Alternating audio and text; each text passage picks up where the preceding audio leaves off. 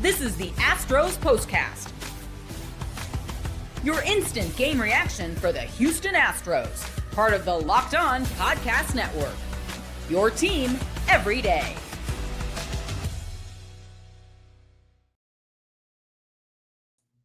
Wow, what a win for the Houston Astros. Brice Matthews playing the key figure once again as the Astros secure the series victory over the Arizona Diamondbacks on the back of Brice Matthews. And a Houdini act in the ninth from Brian King as he got himself into the biggest mess that you could have possibly gotten yourself into there with no outs and the bases loaded, and somehow gives up nothing as the Astros pick up a big win for the second consecutive night, a big series win considering how they've been going lately in series and keeping the pressure on those chasing to keep up in the American League West. Hello and welcome tonight to the Locked On Astros Postcast. Glad you guys are with us. We are live, of course, when the game ends. I'm your host, Michael Connor. Thank you so much for being here. Tonight, we got a lot to get into from Brice Matthews doing it again, Framber stepping up in a big way, and then, of course, the obvious we'll talk about here in a second. I'm sorry, I'm about to start. I got so excited about the victory, I decided to go into a sneeze attack. Hopefully, that's the only one. What I do know is that the Astros did everything that they needed to do tonight to give us a happy night. Brice Matthews last night, 2 home runs, first 2 career home runs. Tonight follows it up with a clutch home run there late to give the Astros a 2-1 lead. And then not enough can be said as well for Jose Altuve actually doing something on the base pass that was good. Can you believe it? Great job by Altuve recognizing the ball getting far enough behind the catcher. Excuse me. And then on top of it, busting it down the line. Look, this is a game on July the 22nd. The Astros have a league-leading 17 players in the injured list. In a perfect world, Jose Altuve is not busting it down the line there and going head first, putting his hand out there, and getting it smashed into the cleat of the pitcher. But he did it. That's where all those things that we talk about with the Astros, it starts there with Jose Altuve.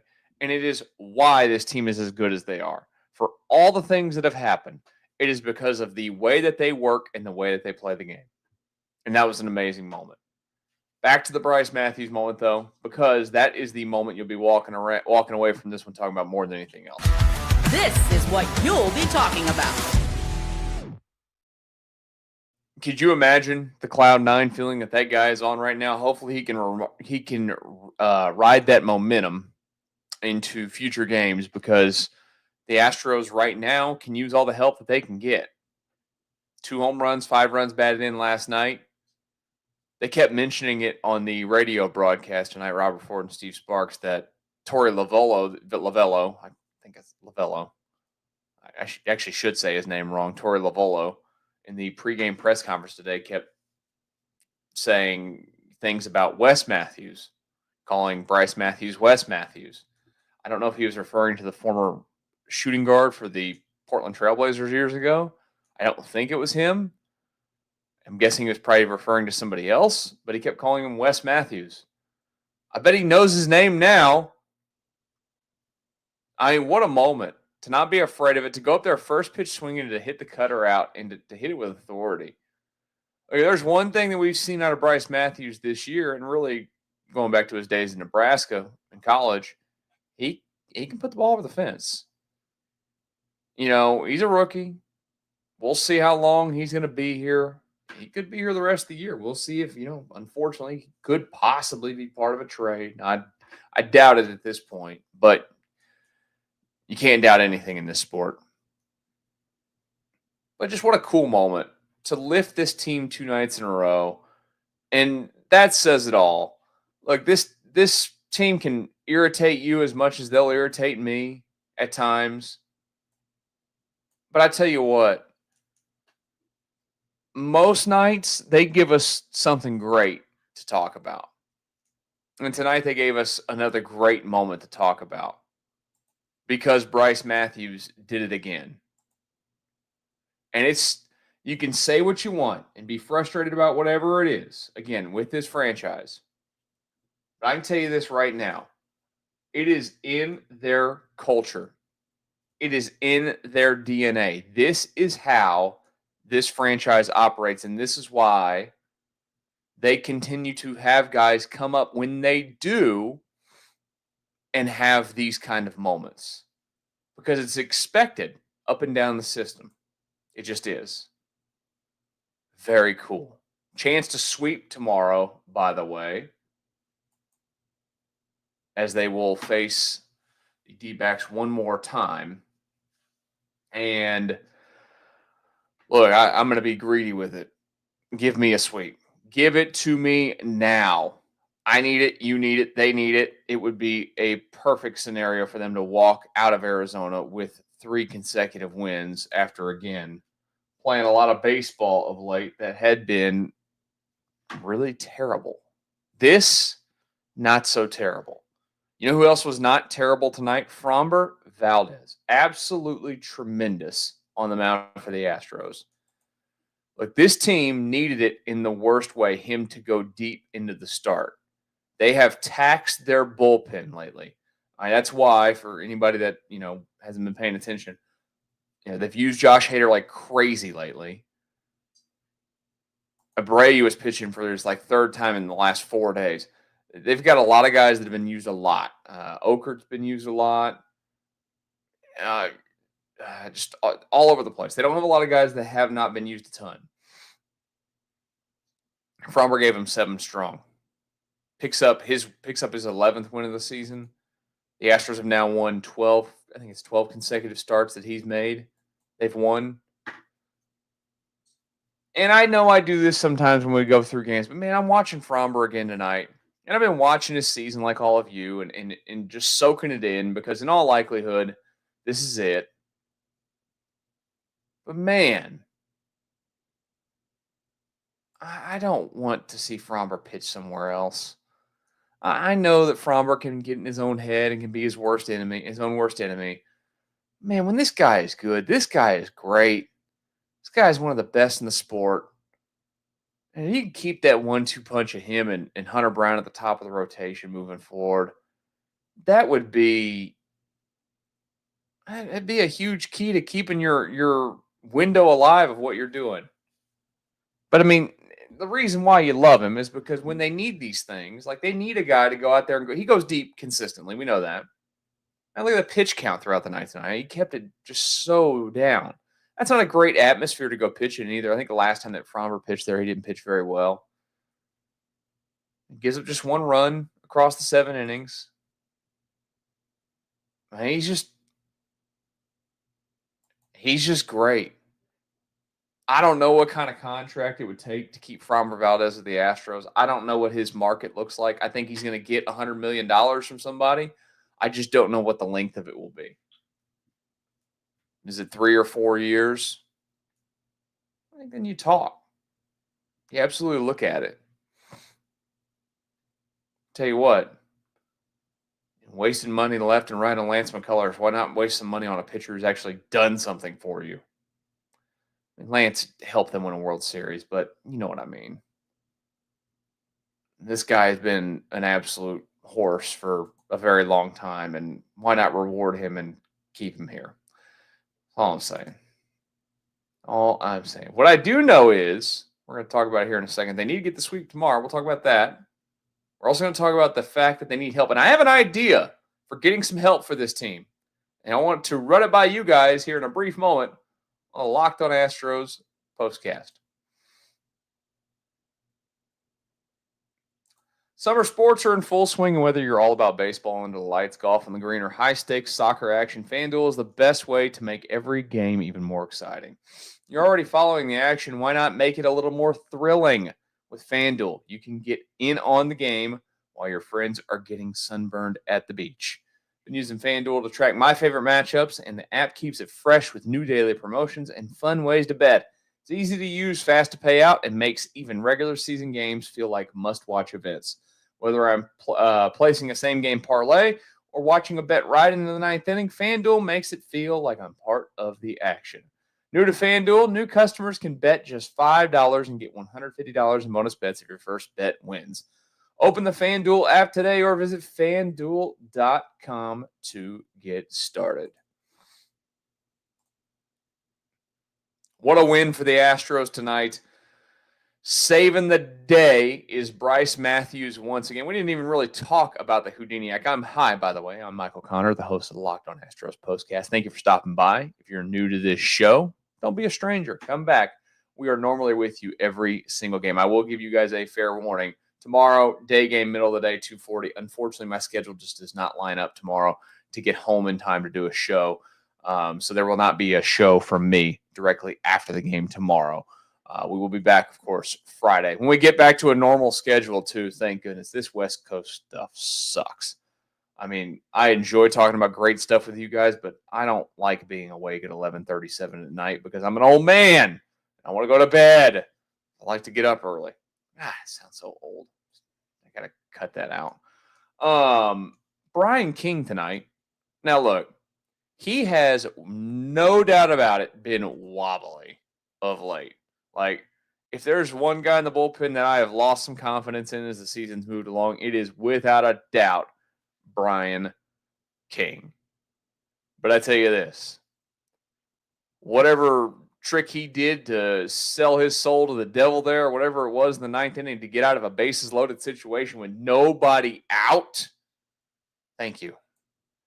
You know, I get Joe Espada's play there. I think that's something that people probably would question a little bit, like, oh, why wouldn't you have just saved Abreu for the ninth inning? Well, it was all about where they were at in the order. You know, we always kind of look at that. You could go, hey, the true save tonight could come in that eighth inning when the Diamondbacks have the heart of the order up. Turns out, the heart of the order almost came back up. But gets through it, and then, of course, I mean, what a better way to end it than Brice Matthews doing what he did, making a tremendous play to his right, sliding, grabbing it, throwing the ball to second, and getting the double play rolled out for the Astros as they get out of there again with that Houdini Act. Unbelievable stuff for Brice Matthews on both ends of things tonight. And unbelievable stuff as well for the Astros defensively. And I think that's an aspect of this baseball team that we don't talk about a lot because we kind of take it for granted. You know, they emphasized, and really you kind of see how that happened, is that they kind of knew coming into the season they were going to be challenged a bit in certain areas to win consistently. They emphasized defense. And it kind of gets back to, you know, when they were great, they had unbelievable defensive play. Last year, not so much. Probably one of the worst defensive teams they put out there. And it was not like it was bad by any means. Like the metrics weren't horrible, but they just weren't good. And their challenge right now, of course, you know, they do have a Gold Glove utility man in Mauricio Dubon who can play any infield position and in the outfield, which is great. You know, Zach Short is a career minor leaguer, but he's got a glove and he's got an arm. You just have a guy slide up that can really handle the position. Brice Matthews is a natural-born shortstop that's playing second base now. And Christian Walker, for as much as I might not like him because he's been a disaster as an Astro this season, is a Gold Glove first baseman multiple times for a reason. Outfield, you know, they've had to kind of piece it together to an extent. You know, you've lost probably the best range of any center fielder in the game, maybe, and Jake Myers being out. Cam Smith has been mind-blowingly awesome defensively in right field and has really taken the position and is one of the best right fielders, one of the best outfielders in terms of the data that's out there, you know, in the entire sport. And then left field's kind of the revolving door. And, you know, when they get like the likes of Taylor Trammell out there, he's got the ability to cover they've got a lot of guys that right now can cover the ground and whatnot. And in this season where they are being challenged constantly, and they are being challenged on a daily basis right now to win baseball games because we've talked about this on many occasions. They're rolling out, for the most part, a lineup that is AAA worthy in some spots, basically. You've got your everydayers, of course, and Cam Smith and Jose Altuve and Christian Walker and Yainer Diaz.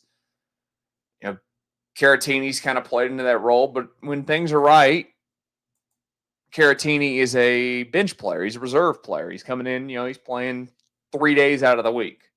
He's not playing every day. And they're finding ways to win games every day. And you find ways to win games every single day when you do this because you do the little things. And the little things, more often than not, are the small things in the game defensively that don't go accounted for on any box score, spreadsheet, whatever it might be. And when you go out there and execute like that, it breeds right into what I talked about to start the show, the culture of what they do and how they continue to do it, and the belief that they have in what they do. That's why this team continues to win baseball games at a clip that at times does not make complete and total sense. Because like I said, they are a team full of misfit toys to an extent right now. It doesn't matter. They went through a little rough patch. They found themselves here.